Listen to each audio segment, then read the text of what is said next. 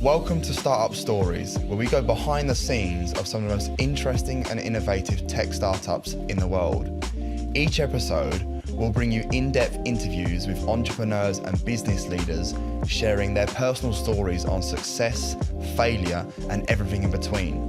So whether you're an entrepreneur yourself or someone that's just generally interested in the world of startups, then Startup Stories is the perfect place for you to gain insight and inspiration into some of the most exciting players in the game. So sit back, relax, and join us on a journey of startup stories. Hi, Mark. Welcome to the Startup Stories podcast. Good morning. Hi, John. Pleasure to have you. So we've got some listeners, and of course, they don't know who you are. So could you kindly introduce yourself, please? Yeah, thank you. My name is Marc Gruber-Laux. I'm a co-founder of the company called sooii, and we are specialized on visualization and for products, for furniture, for every design company you could imagine. And we are creating 3D worlds, we are doing images, we are doing animations, and we are also an agency who are supporting our clients to come into the digital area, to making digital twins for their products and also supporting them for their whole campaign. And actually my background is that I'm a trained architect. I studied architecture and I started in the architecture visualization field, and then slowly we turned over into this design field where we are now working. Thank you, Mark. So, sooii, you've been there now 4 years, is that right? Since 2019, since your merge? It's a merge, exactly. So sooii as a standalone was, I think, founded in 2016. It was actually coming out of an agency. And it was a side product of a typical agency. So they're focusing on creating the content for the agency. And I founded the company before in 2006 called Pure. We are focusing on architectural visualization. And in 2019, we got the merger of these two companies. That is now the sooii as you know it in the present time. Wonderful. Okay, so this is where you are right now, which is fantastic. You're doing great with the sooii business. But what I want to understand is who you really are and what makes you the person you are today. So take me back to your childhood from its earliest possible context, your earliest memory. The earliest memory of a childhood? Yeah. Oh my God. I think it was more music related. The first memories was more like sounds that I can remember. We were a family where music played a big role. You know, there was a lot of music all around all the day. And so my first memories were coming from music that my parents were listening to, my bigger brother were listening to. So these were really the first memories that all related to art somehow.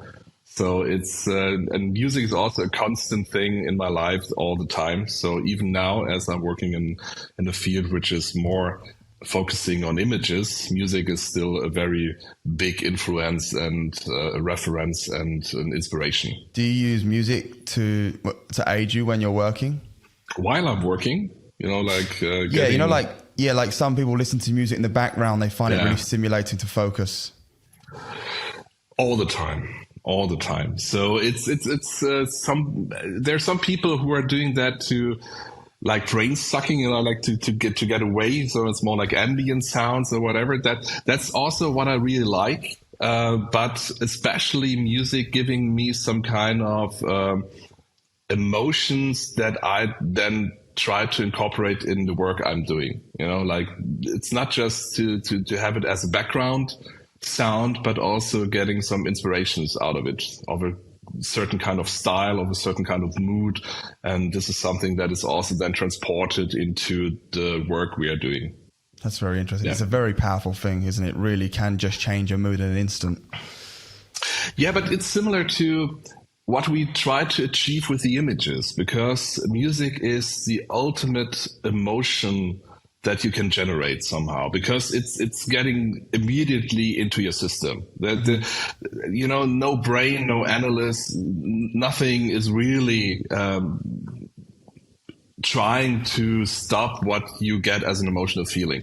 And with the image, it's actually the same. You look at an image and you are either immediately touched by, or you like it or you dislike it, and you often do not know why. So, and this is exactly the work we are trying to concentrate on. In the images, it's always the overall look and feel, but also the sum of all the details you put into. As we are working in a 3D field and we are creating these images by hand, as you can say, because in 3D world, you normally, even with all the tools that are helping you, you have to place all the things, you have to model all the things, or you have to put the whole thing together and make a composition. So it's not just there. So you have to create it, and you have to take care of all the kind of things that make a great image. Mm-hmm. And it's always these kind of a combination of the look and feel, the combination of the mood, but also all the details you have to put in. So you look at an image and you say immediately, I like it or I do not like it. I don't know why, but it's somehow it's getting me. And you cannot describe sometimes why you like it, but you would realize if all this work would not have happened in this image, if all the details were not there, if all the concept were not done in front. And that's actually all this immediate response that you have. It's similar to the music that you listen. You immediately like it or dislike it, and they have some kind of similarities, these two approaches. Yeah. Take me back to your childhood again. I want to get an opinion from yourself of how would you have described yourself in your sort of childhood, early teenage years? How would you have described yourself? I grew up in a very small village, actually. So I was not in a big town like I'm living here today in Berlin. So and also in a time in the late 70s, early 80s. So I'm at the moment 48. So it was around the early 80s. So you didn't have access, or I didn't have access to a lot of cultural things, but I was always interested in. And it's also, this is related to music and also to cover art of music. You know, like my shelter place was the record store in the next bigger village that I was able to travel once a day with the bus, you know, this kind of suburb we're living. And I got very inspired by some cover artworks, you know, that was then getting me ideas about what to do, actually, and that there's something existing out of these local things that you're all aware of. And that was, for me, always the first point to say, okay, I need to get out there as soon as possible, what I also did then with 18.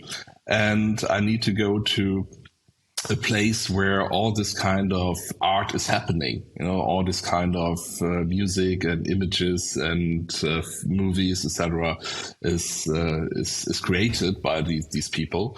So I was always a creating person, you know. I was always with the things that I was able to achieve and the tools that I was able to get my hands on.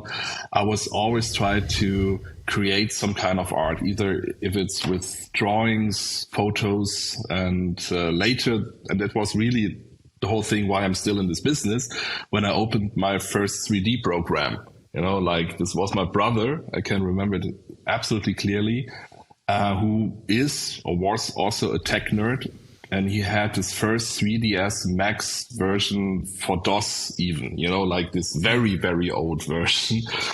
And to see how things come alive while you're doing this, you know, at this version you had to do 2D shapes that then went to a lofter, and then you had just the mesh, and then you hit the render button, and then you have this kind of reflection. I mean, these were the days where a simple reflection were get you crazy and say, wow, look at this, you know. And this is how I spent my time as a teenager, always trying to create something. And luckily I was in the first generation to have in contact then with the technical world, in this case the 3D world. So what was your first job, Marc? It was in a local restaurant, an Italian restaurant, washing the dishes. and there was, I think, 15. So the age where you were able to get some money. And yeah, I was working in the kitchen, and I worked myself up from doing the dishes, and then one day I was able to do the pizzas. So it was really this typical local job that you were able to do as while you're going to school. But it was good. I really liked that, because it was the first time to realize that you have to stick to some things. So when you have a shift, you need to be there, and you cannot go. So, and the shift is then ended when it's ended. So it was really, for me, a good learning from spending my time, doing anything but, the things that I should do. And then getting the first understanding that you have to be committed to something, even if it's just a washing job, in a restaurant. You have to take it serious, and people are counting on you. So it sounds really old fashioned, I know, but it's something that is sticking with me through all my life. That when I'm doing something, it needs to be done, and then people are, relying on you, and then you do the things that you have to do. There was a good learning, definitely. Yeah, you literally answered my next question. I was going to say, from that first job, did it teach you anything that you still carry with you today? Very interesting. A lot. And I also got some scarves, from the hot oven, when you reach it. So I even see it literally on my arms. So no, but I had a lot of jobs. I tried to really, it was not so easy to get to some money at this time as going to school. So I did a lot of jobs, working in a Pizza Hut, or working on in a storage where just doing some stupid work. This was also a lesson that there are jobs out there who are really stupid, and where you really do not use your brain or anything all the day. And this is something I do not want to do. So it was also a really big lesson. So after 6 weeks working in the storage, just scanning documents, it was the most boring thing you can imagine. I said, no, one thing I'm for sure, I would never want to do some kind of job that is repeated, but that's fine. It's no judgment. It's more just, it's not for me. So, and this was also something I was able to work. And then it was my dream job that I came later to work in a record store, which was a long time, very important role in my life. Yeah. A big transition as well. I totally resonate with what you're saying, though. You want to be in a place where you feel like you're learning and you're really using your brain, like you said. So it makes total sense that you went into the record store after that, something you're passionate about. Absolutely. And being the record dealer, and it was really a funny time. But then also, I realized that it became too cozy.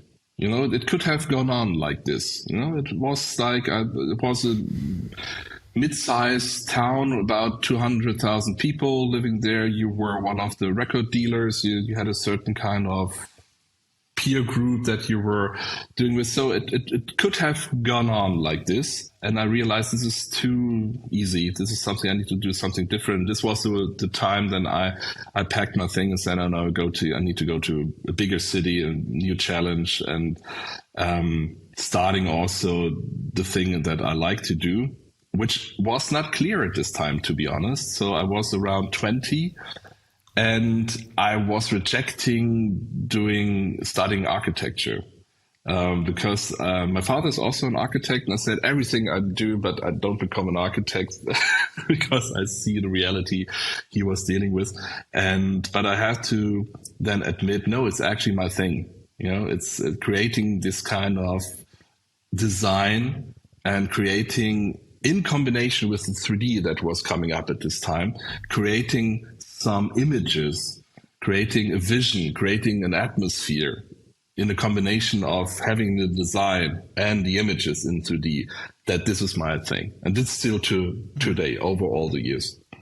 Leading up to where you are today, if you went back, can you think of a pivotal moment in your life that made you the person you are today? Or pivotal person, maybe someone in your life had that huge impact on you? Yeah, unfortunately, I have to come back to music again. And I was very inspired by a certain kind of music, and especially a big bandwidth of music. I was listening to from upcoming electronic things to classical things to hard rock stuff. So it's really a big bandwidth. But there are certain artists who were influencing me a lot, because they're capturing a certain kind of atmosphere and view to the world and the art that was creating the person I was in. And for example, David Sylvian, I don't know if this is still known as an artist, a very sensitive kind of music that was generated there, very artful. Philip Glass was one of the kind of things that I was really inspired by. And this was all the moments that is deeply connected to me, like becoming the person I am. And of course, personal people in my environment, my art teacher, for example, was also, you see, it's all related to art here, to be honest. So talking to you, I realized myself, to be honest, that all my life was somehow connected to creating things and getting some atmosphere and managing some kind of creating some atmospheric objects or images and moodful things. So this was all coming back to the time I was a teenager. Yeah. It's really interesting. I guess it's really nice to actually reflect, remembering all these music times. Yeah, I never thought for a long time about this, to be honest. But looking back, and when you're asking me this, it really played a big role. Because, as I said, like at this time in a very small village, it was not so easy to get in touch with this kind of things that I think was very important for me to get influenced by. And so art and music and movies played a big role in this case. And maybe even more than certain kind of people should have played, but they influenced me, and they gave me a lot of good outviews to the future, what could be possible. So take me back to 2006 then, pure rendering. Oh, yeah. So was this your first business? Actually, yes. I was still studying architecture. So I did a few jobs in architectural offices, and I realized very early, and this is still a continuity of the story that I told before. I was even in the studying architecture field, the one who were doing all the images all the time for all my colleagues, etc. It was a new kind of technology, and nobody knew how to use it. And I was using that a lot, and I had absolutely no clue about construction, etc. So I was really always into designing things, and I was working at architectural offices, and I realized, oh God, no, this is not the field that's for me. And there were all these types of architects who were loving their job because they're creating buildings, that there's something there in real life in the end that you can go into, you can live in there, etc. I was never interested in, to be honest. I was always satisfying doing the job and doing the images, finished. This was so the process later on, I was never interested in. And so my first job was then working in architectural offices, being the guy for the images, like the one who can do this. It was very new, as I said, so not a lot of people were able to do this. And out of this, I realized, hey, this can become a business. So it was, at this time, it was really just in the architectural offices that were done, and just here and there were a few companies out there. And then I started this on my own, like starting 2006, while I was studying, creating the company and getting the first jobs. And then I was lucky to get some partners in Canada who were then providing me with a a lot of jobs coming from the USA in New York, and then the rest was history. It was very, very fast, and that we become bigger, and having the opportunity to work on some big projects all over the world. Yeah, it was very fast.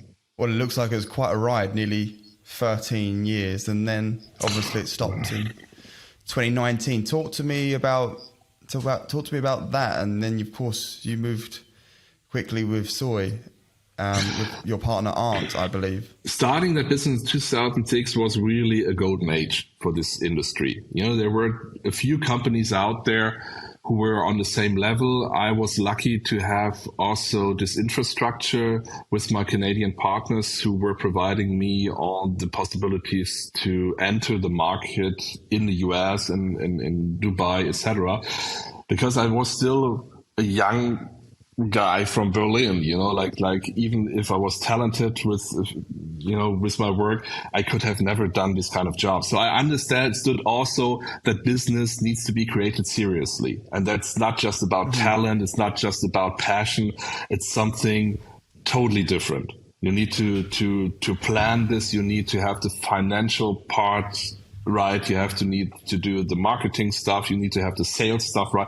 This is what I learned from this period a lot, especially from my partners at this time. And we were able to produce a long time, very high standard images and animations, and the budgets were also pretty good, to be honest. So it was really a good business at this time. And over the time after, I think, Lehman crisis, which was a big problem for a few years. You can remember this, the trouble that were happening in the US, where all the real estate market went down, etc. So of course, this had also influences on our work, on every company. And what happened is that, of course, that more and more smaller companies and people were coming up. This is evolution. This is normal. You're working in the business, and then new competitors coming up, and of course the market got smaller and smaller in terms of the opportunities. The budgets got lower and lower, and that's fine. That's no complaint. This is the normal way it goes.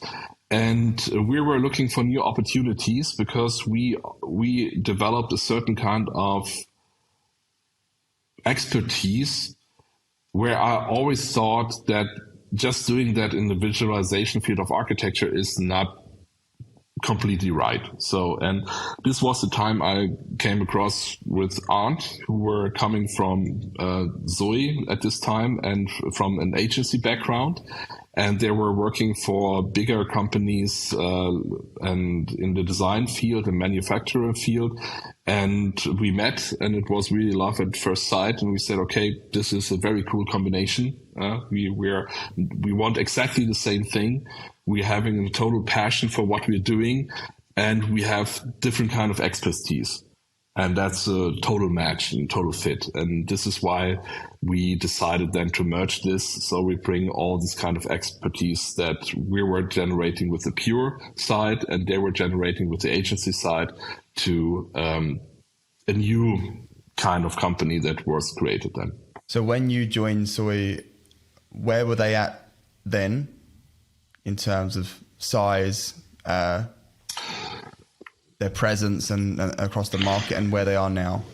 They were more a boutique, so they were concentrating a lot of what they could do best, or still very, very good into making the analyst for the client. So to understand the client need from a brand perspective, this is where they're coming from.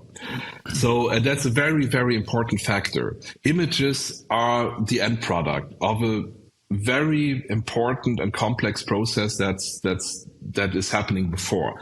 And one of that is to understand not just your client, but to understand the brand, to understand what is the reality, what is the DNA of this client, what makes the client the client. And that really at every aspect. This is where they're coming from. This is where they were concentrated on. And then they had a smaller team of people doing the images in a very high standard.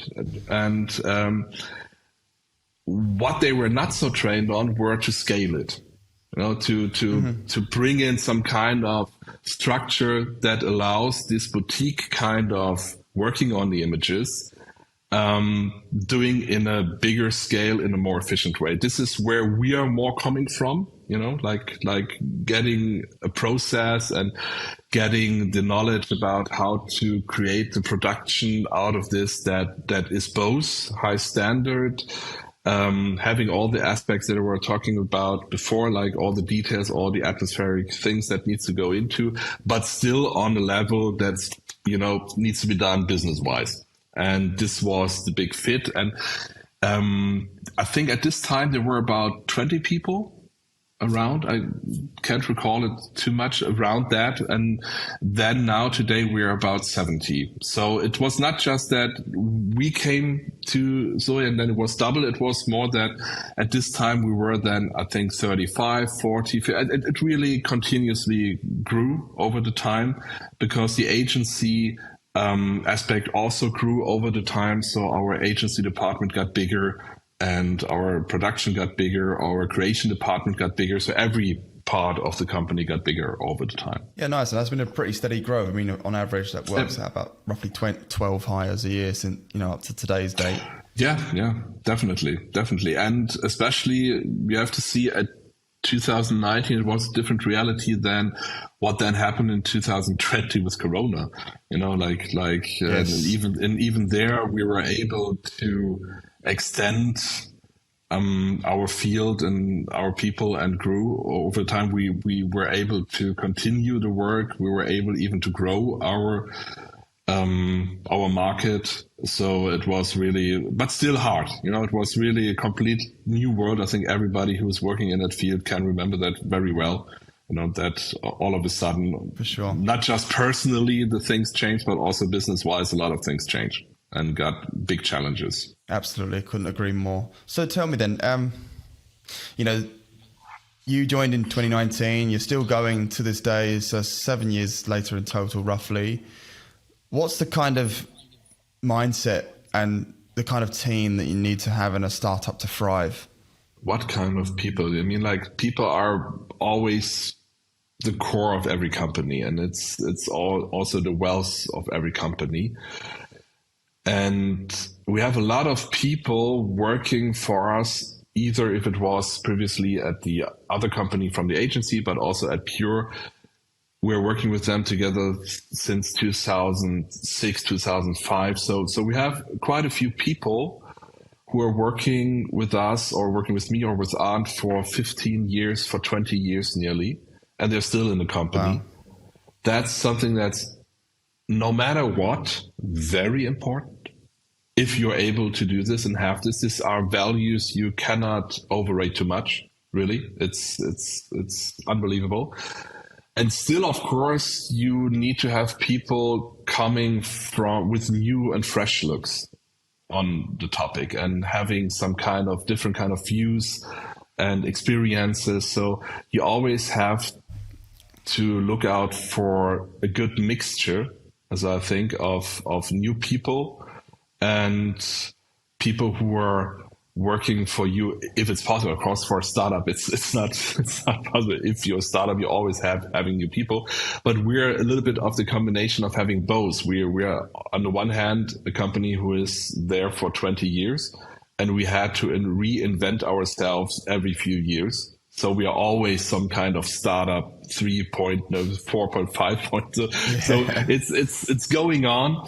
And especially today, we're facing also a new area with AI, where we're also on the way again to reinvent ourselves. And there you also need other kind of people that you maybe needed to have last year, but still also the values of the companies need to be continued with that. All the expertise you're building up with your people needs to survive this transition, because these are really the values you have on the market. The one thing is just technology. The one thing is just, the technical aspect or the talent you have, but to understand really your business, to understand really the client, to understand really what you're doing, it's much more than this. So it's always good to have people that are familiar with you and your company and all the clients for many, many years. So it's always a mixture of everything. And we're having to face new challenges every year where we reinvent ourselves constantly, actually. Yeah, I think you're absolutely right with that. It really made me filled with joy when you were saying about having the mix of the old that have been there for many, many years, because that is very rare to have someone that's in the business 15, 20 years nowadays anyway.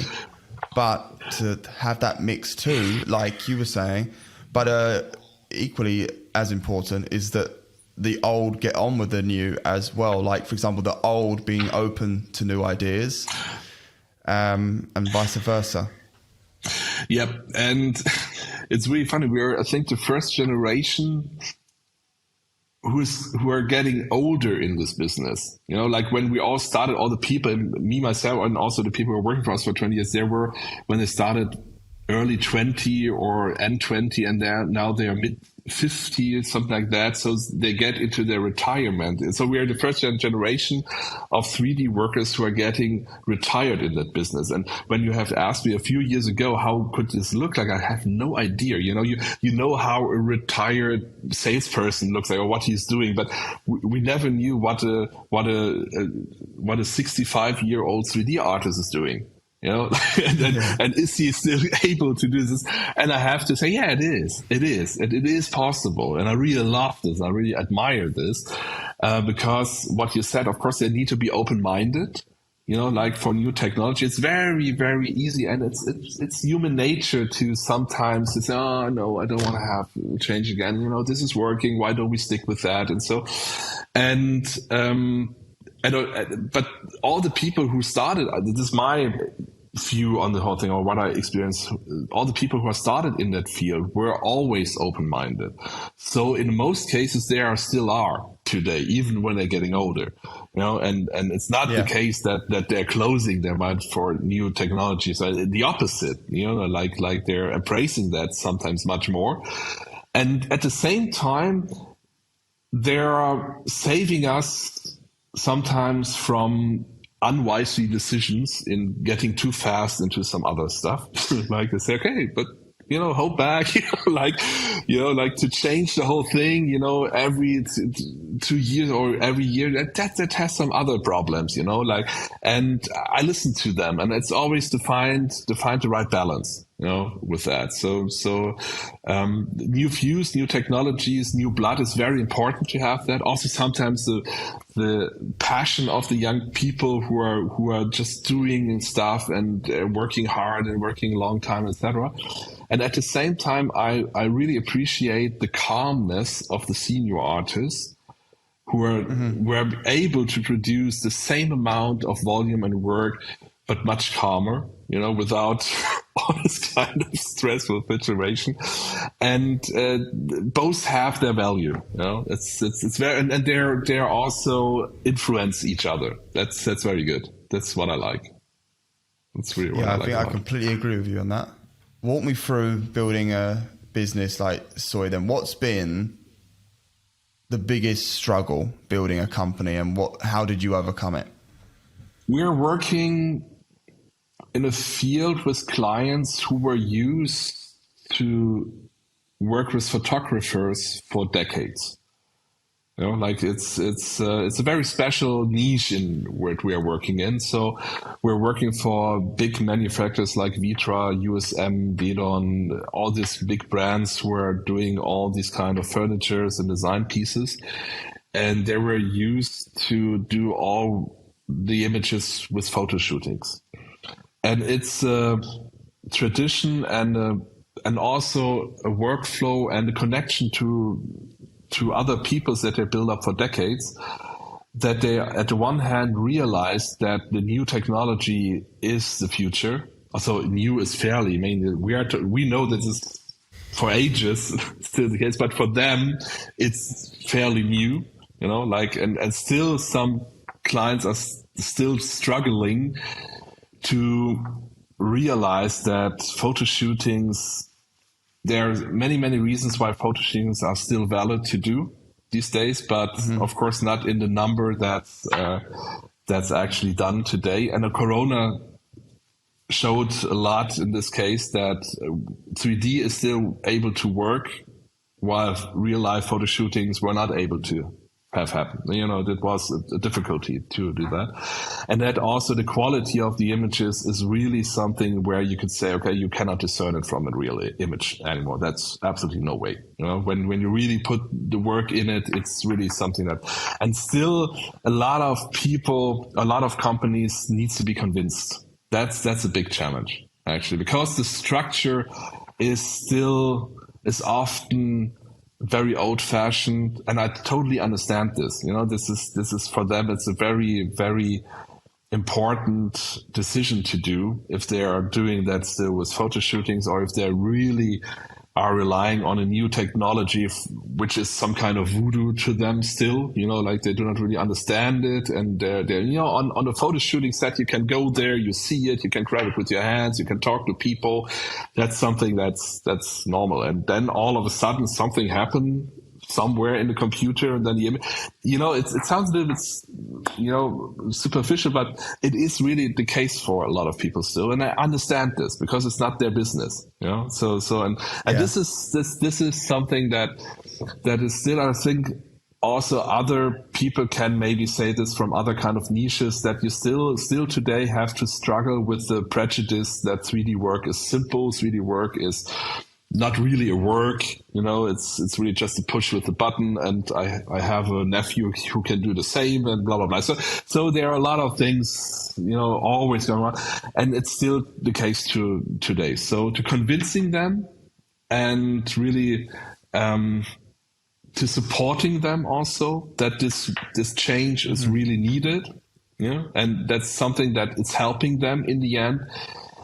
I can understand why clients are hesitating, because of all the reasons that I said. Like it's really a tough decision to do, and there you need to be very patient. So we had a few clients that took very, very long time, and we're supporting them just step by step, until they came to the point and say, okay, now we are totally convinced, and especially with you, we can do it together. We change now everything to 3D. That this took a long time with sooii. So we were investing a lot the first years. Mm-hmm. We're investing a lot to build up relationships with clients, which is very important. Well, it goes back to the principle of being open-minded, like with the older generation of employees, that people naturally don't want to change if it already worked before. But when they don't know that something out there is better, it's obviously hard to convince them that there is. Yes, and as I said, I can understand it. It's something mm-hmm. where these structures were created over decades. So, and these are, and I really appreciate this because it shows also a certain kind of respect to what they're doing, and that they are taking their partnerships with others very seriously, because I wanted to be treated the same, like that. And therefore we are not getting into the market and saying, replace everything, we're the best and da. So we are really looking always for what is the best for the client, what is the benefit, what is now the right thing? Is that, continue with the photo shootings at this point, but here it maybe makes more sense in 3D, or do we have a combination? We don't have an ego, we are always trying to do the best what's for the client. And mm-hmm. therefore it's really a step-by-step progress, and we always trying to look what makes most of the sense to them for what time.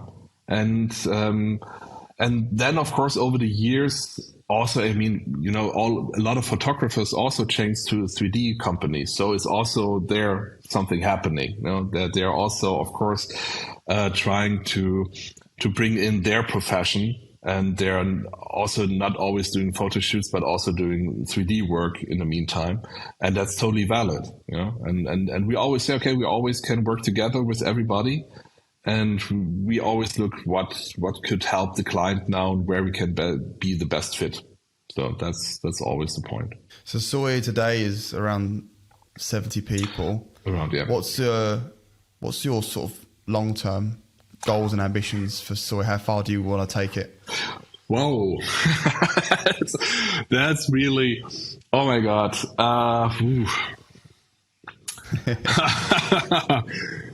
That's really a tough question, because of course, we always have a vision about what we are doing. We always have a vision about what we want to achieve for the client. We always have a vision about what we want to achieve for the company.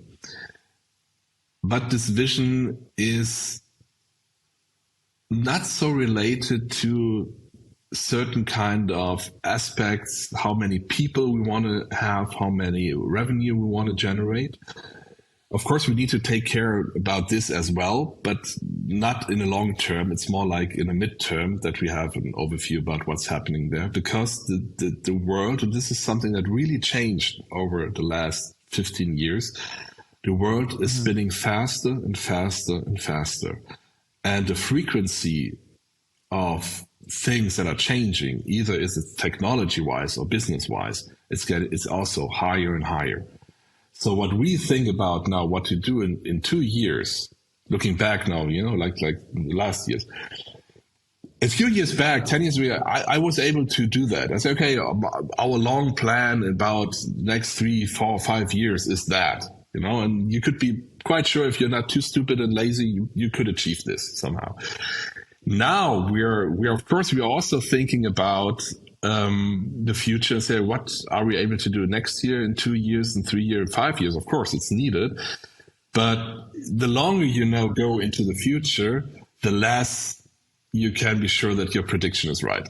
So you need to have a certain kind of adaptation level and flexibility that is totally new. In this amount, in this flexibility, you have to be. So it's you have to set up a guiding star somehow, but the way to this is something that will be challenging over next year. I don't know if you know the TV series Devs, Devs, DE. No, I don't even heard of it. Total recommendation, very one of the best TV series ever. And it's also about determination of the future and prediction of the future. And the longer it gets into the future, the less accurate it is, of course, with the data you're having today.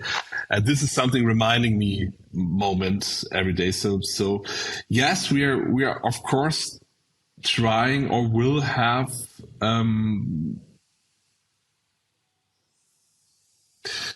the other way around. We need to talk about the big elephant in the room. We need to talk about AI.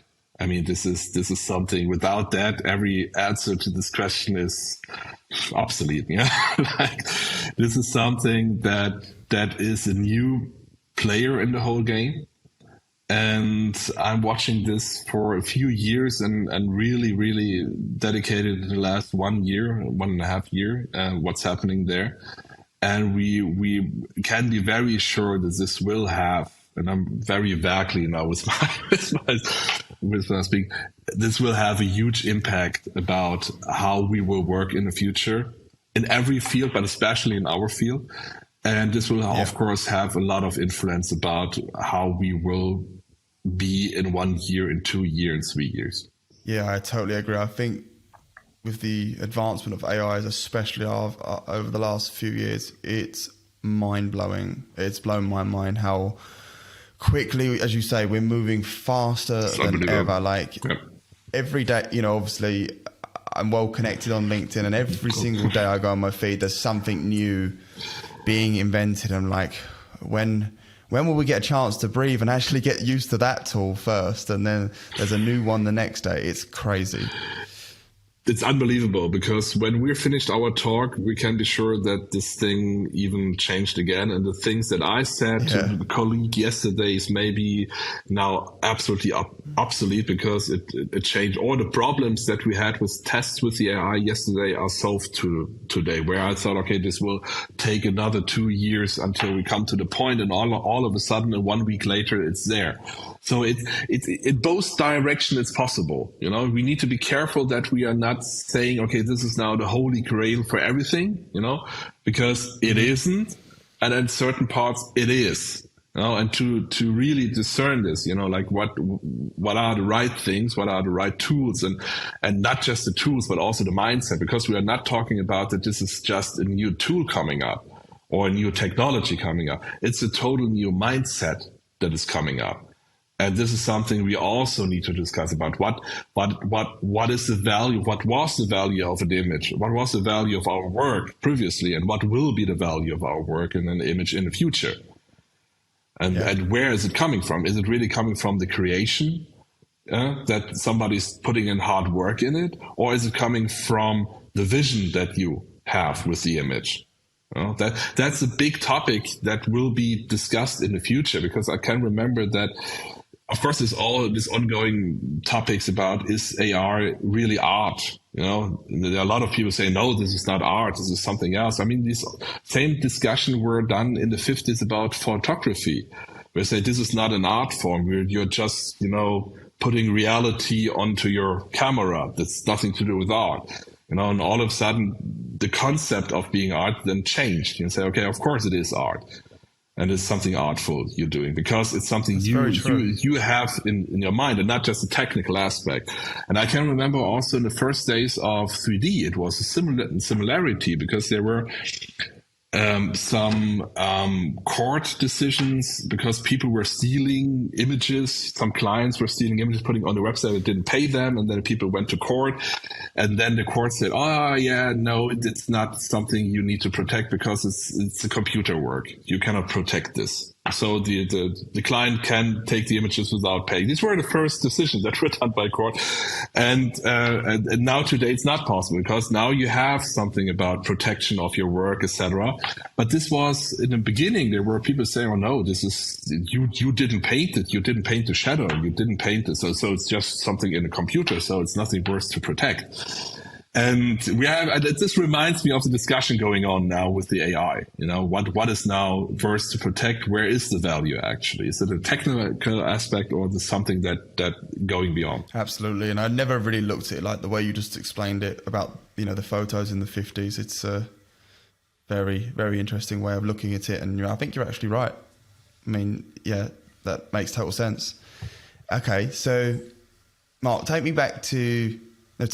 to your personal motivators then. Like, you've talked about the goals for sooii and what you've been doing, what you've been achieving, but why do you do what you do? What motivates you to get out of bed in the morning every day and continue doing what you're doing? It sounds a little bit cheesy maybe, but it's still the people, to be honest. I'm a very social guy, so I need people. I like people. I like the people I'm working with. And this was also a big problem in the Corona time, when you have asked me before Corona, say, is it possible to work from home and still having connection to people? And I said, oh, no, it's not possible. I need to be in the office. I need to talk with people. I need to talk with people and decide things while we are talking, because I get a different kind of view to the whole thing, that the exchange of the people, especially in the creative work, was really and still is important to me. We found out in the end it is at a certain level possible to do without getting in personal contact every day. So we were able to not just survive Corona, but even extended our business with that. But still the connection to the people is something that motivates me. Absolutely. And the second thing is I'm still, and it's really funny, you did some very good question about bringing me back to the teenage time, because as I'm often looking at things, I feel the same excitement about doing as I was back doing my first 3D image work. So this technology never got bored to me, to be able to create things from scratch, to create complete worlds, to complete designs that are not really existing, but still you're feeling them through the images. This is something that still blows my mind. And this is why I work, or I love to work in this field still. I can remember when I was in university, I did a lecture about Tadao Ando. And I can really remind it made click in my mind, because I was presenting his work. I was talking about Tadao Ando. I was showing, and neither me nor one of the students were ever visiting a Tadao Ando building. It was mostly he was building in Japan, etc., etc. So nobody visited his architecture in real life, but we were sitting there judging his architecture and his skills by images. We looked at the images and said, "Oh, that's a cool design. Okay, wow, this is look at the materials. Oh, wow, this is an atmosphere." None of them was experiencing that firsthand in real life, but we were saying and we dared to say this is a good architecture or not. And this really made click, because when it's all about the image to judge, okay, then I can just stick with the image. So I don't need to have the real architect in the end when I have the image to prove that it's working or that's looking good. And this is what still is my main job also in our business, to have there an overview and doing the designs, etc. And for me, I'm very proud always about the results that we are generating still. You know, like these are the things where I look at the image and say, yeah, that's cool stuff. You know, I know that's hard work and there's a lot of things putting into the design wise. And that's for me fine. I never need to build this in real life, and I never need to have this in real life. And this is still the motivation. This technology drives me and the people drives me still. And this is why I'm so excited also with the AI, because this is now the next level where I'm thinking, wow, this is mind blowing what's going on there. Yeah, I know. I love to hear that, Mark. It's really exciting and inspirational to hear the motivation that you still have to the day, even from, as you say, your first job back then, the 3D imaging, and of course the record shop and stuff like that. It all resonates. I can feel the energy even now speaking to you. Yeah, you mean even I am so old or what? I mean, it's okay.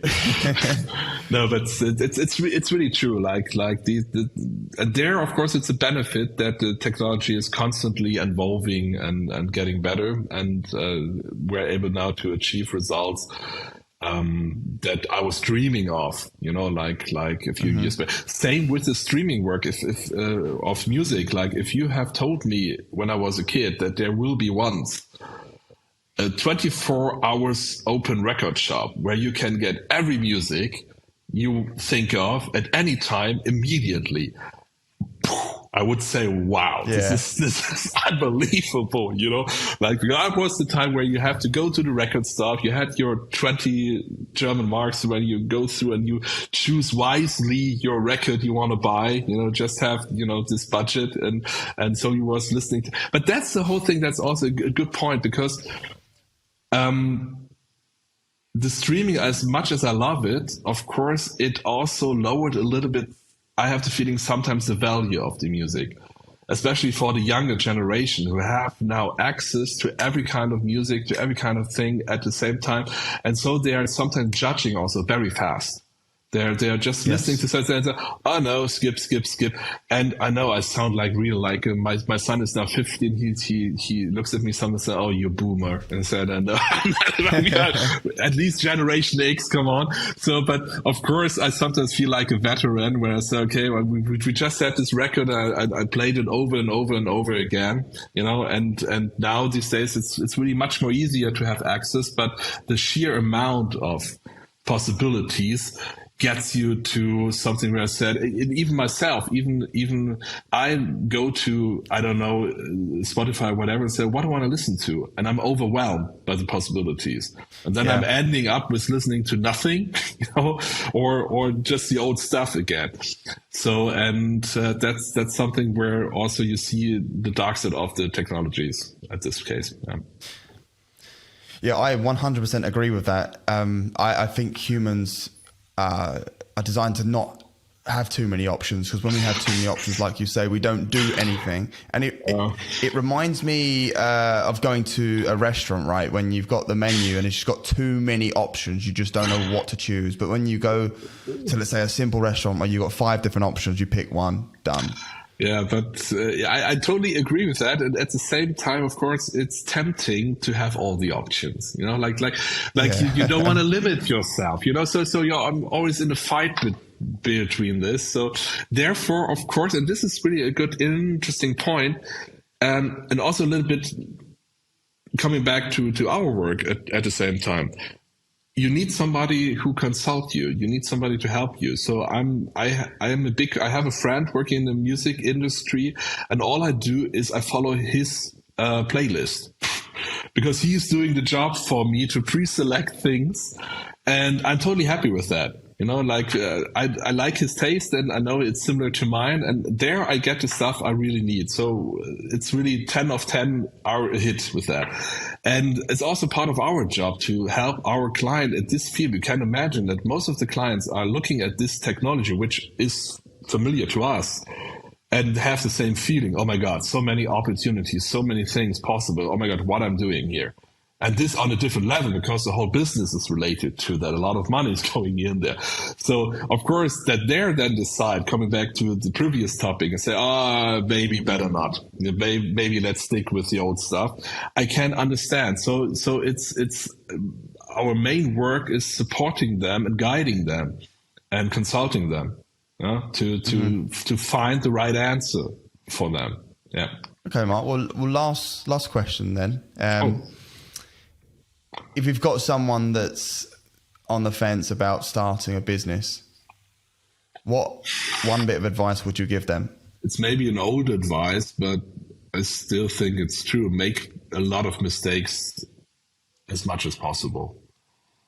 So, and learn out of this, because a lot of failures in businesses and early businesses that you have an idea and you're totally convinced of that, and that's good. I mean, everybody say, passion, it's a thing. Yeah. I'm pretty sure that most of the people who are starting a business have passion enough, because otherwise they would not have started this. You need to have certain kind of passion, a certain kind of working will to start something. But to bring this through, you will definitely make mistakes, and you will definitely face some downsides dramatically. Even in our years going on, we had, as I said, like the Lehman crisis. We had all of a sudden nobody was answering our phones anymore. Within 2 weeks, all of business went from 100 to 0. I mean, literally 0. These kind of things. And of course, these were things that happening from the outside, but also you will do mistakes. You will do wrong decisions. And you say afterwards, oh my God, should I have known this? Say, okay, forget it. To continue the whole thing and accept that things are working differently, and also maybe not as much as you thought of in the beginning, and still see the value in it, and still follow the guiding star, but changing direction in between, and being there flexible and accepting mistakes and errors that you did and continue. That's the most important thing, to be honest, because then you can continue for a long time. Otherwise, you have a great idea. Yeah, perfect. Other 2,000 different people have also great ideas and start things. But to survive this, you need to be resilient. Let's say it this way. Definitely. Yeah, I agree with you. I'm going to make a crazy statement. I would actually say people should relish failure, because from my experience with my own business, the best things that ever happened to us were off the back of failure, because it was all going great and you think nothing's going to go wrong and everything's going to be great forever. And then something happens and you're just like, you can't work out why what you were doing before does not work no longer. And through those moments of turmoil, whilst you think it's horrendous at the time, you always end up reinventing yourself better, and it always turns out better. Yes, definitely. And to be sure and to be clear, you really feel shitty in this time. It's nothing where we all say like, oh yeah, afterwards it was somehow cool, and no, it is as terrible as it sounds. And it's also sometimes as desperate as it sounds, that you have for a moment the feeling, oh, this is the end. This won't continue or whatever. It is, it is really like it sounds so romantic sometimes afterwards. Yeah, you have to do mistakes. You have to go through this. Okay, cool. When you're in it, it is really as terrible as you imagine, and even worse. And that's where then the differences are made. Like this is exactly the point. Like and it's really not. And you cannot be sure. Like it's not even the case that you say, okay, now I'm going through this problem, but in the end it will be good. No, there are also realities out there that it won't be good. It will be the end. And though there's no safety net and there's no security that when you're getting through these problems, that it will get better. No, there's no guarantee. And that's the whole point. Yeah. And this can happen within weeks, And so it's something that you always need to be aware of, and that you're always risking everything at every time, and that's okay. And when it's not okay, then it's maybe you should not do this. Yeah, again, completely agree with that. I think it's in those moments of turmoil is when you really get to see who you truly are and how you can sort of fight or flight and bounce back in those situations. I think when I talk from my experience, at times when I can think in my head where I was like, what do we do now? The first thing I did was, obviously try and solve the problem. But the best thing I did actually was not being afraid to seek help from others and beyond my actual business. Over the last few years, I had never had a mentor before. And I seeked out a mentor after some advice from some people, and getting a mentor for someone that's done it a lot longer than you and been through more failures than you was the best investment I ever made. So if I could say anything to anyone listening, is if you can, get a mentor or someone, a life coach or someone that can help you as well. Yeah, and allow yourself to be weak. That's also very important. Like especially when you're starting a business and you have the self view that you need to be strong at every time. Yes, at certain times you need to be strong. Yes, of course, but allow yourself the same weakness and be careful with you and mild with you to say, okay, this was a mistake. Yeah, I did a mistake. Okay, good. But now I'm 2 days. I'm down and I'm weeping and I'm suffering. Yeah, do that. Be weak. And then, of course, it can be created something else. Because when you're always trying to be strong, it will sooner or later crush you completely. So the little failures or the little weaknesses are even more healthy than the one big in the end where you cannot change it all the time. And being authentic, also with the people, when we had problems, I try always to be honest with them. Say, okay, this is now running not good, and it's nobody's fault, or it was even my fault. Maybe it's being human, and that's very important. And I think with that you can be a much better leader than just pretending that you have everything in control or everything. That's rubbish. That's not really working. That's also not fun. It's too much power draining there. No. Yeah, absolutely. We're not superhuman. Nobody is. And there is something to be said about being vulnerable, because if you don't show your yes, because if you don't show that side to you, then nobody's going to be able to help you if you pretend that you know it all and there's no flaws. So yeah, definitely. No, I had even times where I said I don't know a solution now. I at the moment I don't know. Let's work on this. I don't have that. I have an idea, but I don't know, or even I don't have an idea. So let's try to talk. Let's try to convince and try to get out of this. Yeah. Okay, good. Philosopher's last words. That's good. That was a brilliant response. I appreciate that, Mark. Well, as I say, thank you so much for being a guest on the Startup Stories podcast. It's been a pleasure, and I look forward to following sooi's journey over the next year from afar and seeing how far you go. Yeah, thanks for having me on your show. My pleasure, Mark. Take care. Thanks for listening to this episode of Startup Stories. I hope you enjoyed hearing from our guests and learning more about their journey in the startup world. I'll be back soon with another exciting episode featuring a new guest, so make sure to subscribe to Startup Stories so you never miss an episode. Also, don't forget to follow me on social media for updates and additional content. And if you have any suggestions for guests or topics you'd like to hear about, please reach out to me. And as always, I appreciate your support and feedback. Thanks for listening, and I'll see you next time.